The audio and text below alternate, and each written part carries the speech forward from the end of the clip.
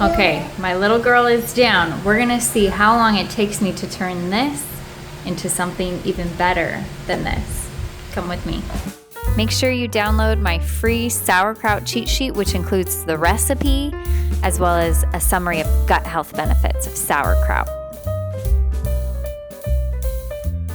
I also wanted to encourage you to make this with talking about some of the gut healing benefits. So every bite has billions of probiotics, and this helps it outrank over-the-counter probiotic pills that can be really expensive. So where we live in Asia, I actually do not have access to organic cabbage. And even if it was labeled organic, I don't know if I would necessarily trust it where we are. So what I do to prepare my cabbage for making sauerkraut is I just take off the outside layers of leaves to minimize the potential amount of pesticides that may have been sprayed on this. You'll need some glass jars for this recipe. A scale is helpful, big bowl, cutting board, and knife.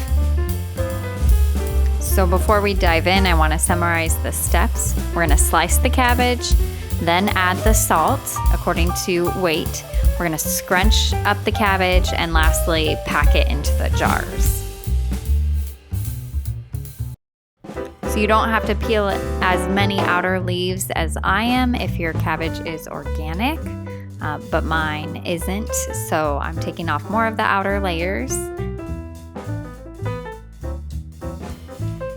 We're gonna just thinly slice it here. Make sure that you cut out the core. That part is a little bit tough. You don't want that necessarily in your sauerkraut, so you can see how I'm just cutting it out here.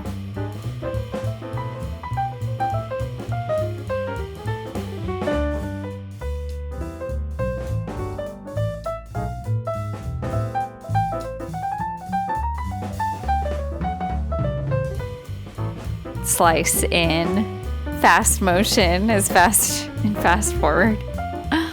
It would go so much faster. But just enjoy the process. It can be relaxing to just take your time thinly slicing this.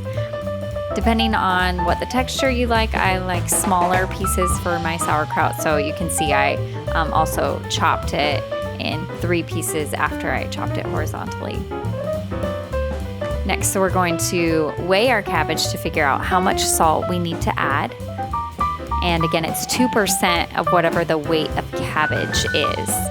So whatever number in grams you get, or whatever weight unit you end up using, you're gonna multiply that by 0.02. And the result is how much salt you will measure. Alternatively, you can just measure out, if you have 1 medium to large head of cabbage, you could just do 2 tablespoons of salt.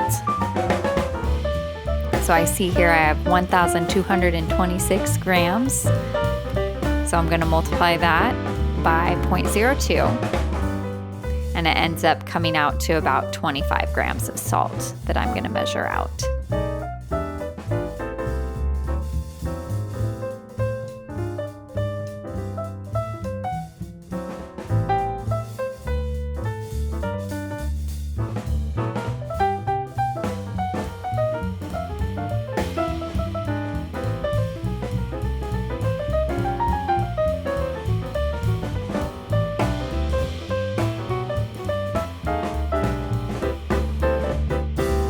All right, so this part is where you are getting your forearm workout in, where you're gonna scrunch this all up until it's watery. You really want the moisture coming out, because that moisture is what you are going to ferment your cabbage in.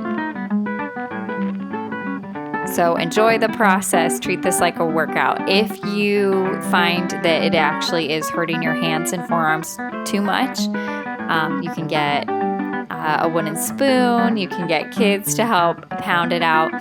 I also know some people who just put all of this in the blender and blend it up that way, so it's really fine pieces, but that way they don't have to use their hands. So that's also an option too. I've never done that option, but you can also try that out if it is hurting your hands and wrists too much. So here's my glass jars that I'm getting, and I'm now going to fill these up with our watery cabbage. I find using a funnel is nice because I spill less of it over the sides. So if you have one of these funnels, those end up coming in really handy.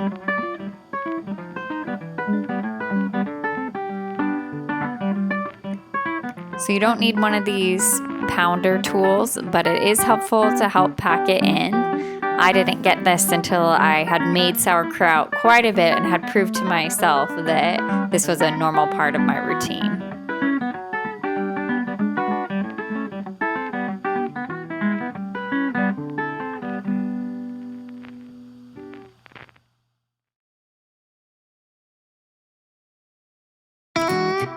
So I'm really trying to pack it down, and as I'm packing it down, I'm making sure that the liquid is rising above the surface of the sauerkraut because we want this fully submerged in the liquid.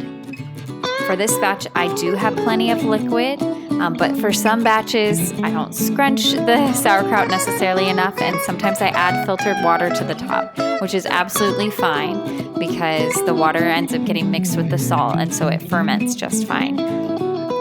I also have these weights that I'm putting on top to keep the liquid above the level of the cabbage to make sure it's fermenting, but you don't necessarily have to have these fancy weights, these fancy pickling tops, and I'm actually going to show you a way that you can, I guess I'll call it MacGyver it, just improvise with what you have.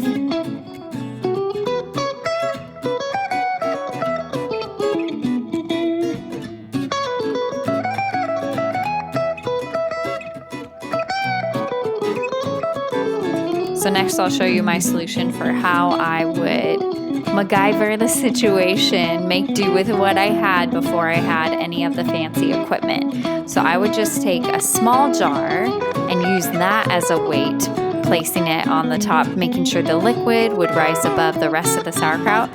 And then I just use plastic wrap to cover the top to make sure air and other bacteria wasn't getting in, messing with the ferment. So it doesn't have to be fancy. You don't have to have all the fancy fermentation equipment at the start.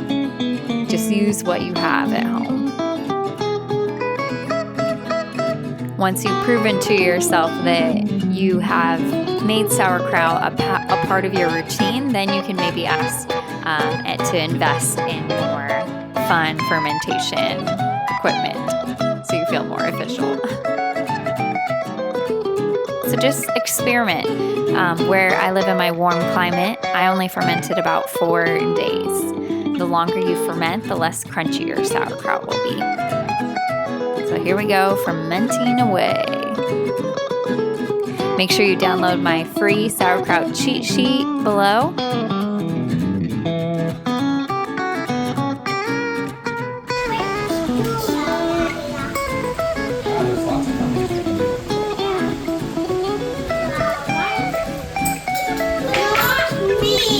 Go ahead and comment if this looks doable and let me know how your first batch goes.